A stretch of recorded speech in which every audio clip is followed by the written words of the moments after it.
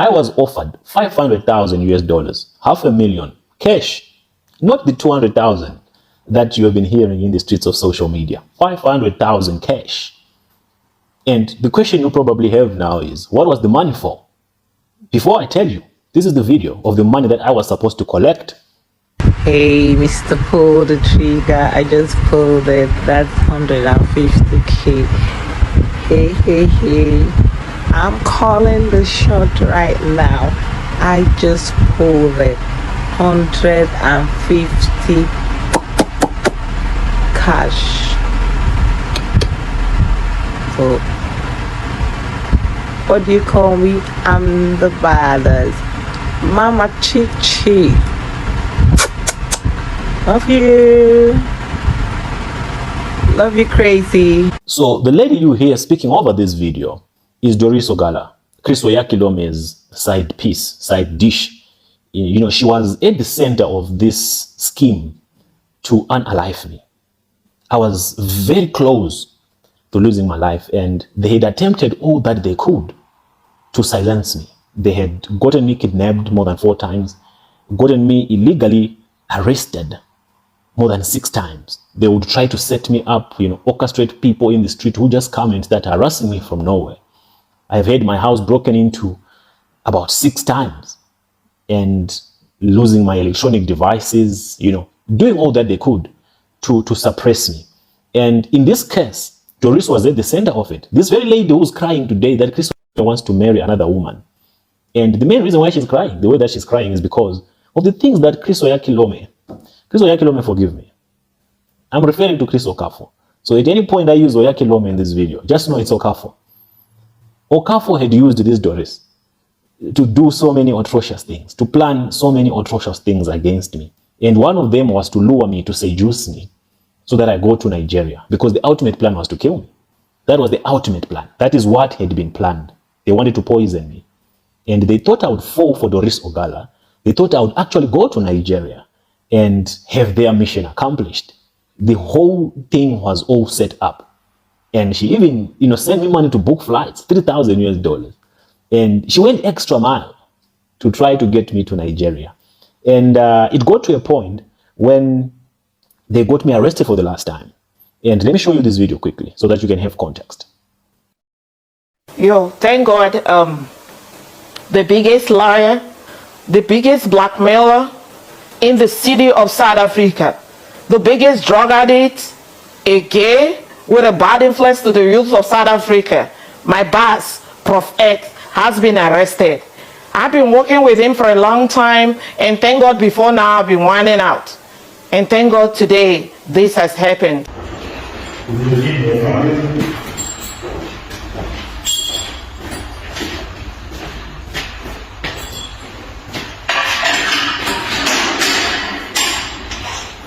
My name is Tandile Fiwe Nkosi.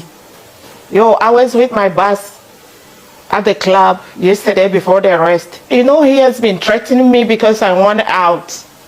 He has been on my neck with all the workers. Prof Ex has been on our neck, threatening us with gun, even molesting us.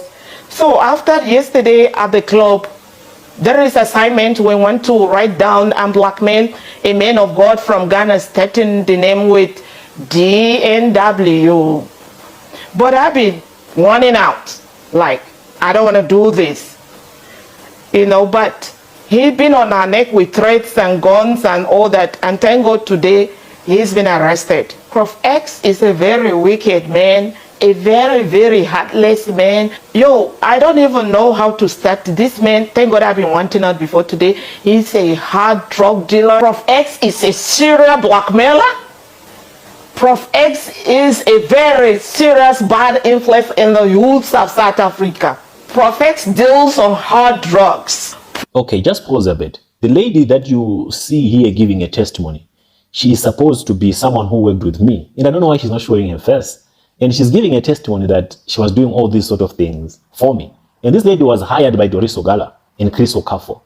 These two were the ones on the forefront of plotting and trying to discredit everything I was standing for, because there's only 1 or 2 ways that these charlatans can use to bring any man like myself down. but whom God has risen, there's no man who can bring them down. And one of the ways is trying to do a smear campaign and discredit you and tarnish your image by using ladies like this who come and give false testimonies. And the second approach is to use women to lure you, like Doris Ogala, whom they used to lure me to go to Nigeria. Or they'll actually come and unalive you if these two do not work, which they all tried and none worked. So continue listening to this other piece so that I can give you the full context. Do people even know that my boss, Prof Ex, is a gay? Where do I start from? Do you know that he molests young guys, young men? Do you know that it's against the word of God? He's not a Christian. He's heartless. He flaunted his gay partners. He flew them from East London to something. Even there is a woman crying for help that Prof Ex should leave his brother alone. He be molesting young men, young children. And under his care, we've been watching this. Prof Ex even goes to Sangoma witch doctors for powers. All for money. He's a very serious blackmailer. The government should investigate him more and more now he has been arrested. Prof Ex, my boss, he doesn't even have the fear of God in him. He's just a vagabond in the streets of South Africa. And I'm calling the government of South Africa to investigate Prof Ex. He's manipulating the youths and with his gay lifestyle, lies, duping people in the name of writing them down and all sorts of evil. Those people we blackmail, we talk about on his page, we lie against people like David Oyedepo, Shepard Bushiri, Major 1. Pastor Chris Oyakilome, Pastor Chris Okafo, Prophet Jeremiah Moto Fufuni. We talk about these people, we blackmail them, we lie against them, we blackmail them. That's Prof Ex. That's what we do. And now I won out. And he's been on my neck, and thank God he's been arrested. We got girls that made calls during his live stream to blackmail people, to lie against people. That's Prof Ex work. That's what he pushed us to do. All the ladies, young women, they pay us to work, talk lies against other men of God, other prominent people. So all the stories you hear on Prof Ex page, all the testimonies, all the witnesses on the live stream, all the stuffs you hear on Prof Ex page, they are all lies. We friend people, they are all scripted. All the ladies you see flaunting testimonies up and down, everything you see there, they're all serialized. They're all lies, terrible lies. Very, very honest. I feel terribly bad about this whole thing. Working with Prof Ex has been a nightmare. Like with your two eyes, you see the terrible things this man has been doing, and because you needed a job, you need to just let it go. I feel so sorry, my people. Please pray for me. Forgive me for all the dangerous thing Prof Ex has done, has pushed us and all the ladies to do. The voice note, the testimonies, the live stream, everything he wants on his pages, they're all lies. So sorry. Forgive me, and thank God I've been warning out till today before his arrest. And I urge the government of South Africa to look deeper into Prof Ex, and you will be shocked more things you're going to dig out of him, because he's demonic. He's a bad influence to our country and our youths, and it will not be accepted in this country. So this video that you have just watched was released when they had kidnapped me, and I had gone away for about 6 days, 6 or 7 days, in a location that I did not know. When I had to go through the most, they had to torture me, they had to, get all my electronic devices, grill me, interrogate me, put me to the edge, asking me to record videos apologizing. They would put me on a camera and say, apologize to Chris Okafo, apologize to the Big Five, and give me their names, say this and this and this and this and this, which I did not do. Hence, I had to stay in that, secluded location for about 6 or 7 days under their brutality, going through what you couldn't imagine. And it was during that period they released this video. And when they released this video, they had access to all my digital platforms. They were deleting everything. They were trying to delete even the platforms, of which some of them they succeeded. And I had to rebuild them from zero. And we are here now. So this very same Doris Ogala was given a project, a task, to lure me to Nigeria and seduce me and poison me, or even hire thugs to come and unalive me when I get to Nigeria. Hence, she was the striker of this whole project that was engineered by the Big Five, with Chris Okafor being on the forefront of everything.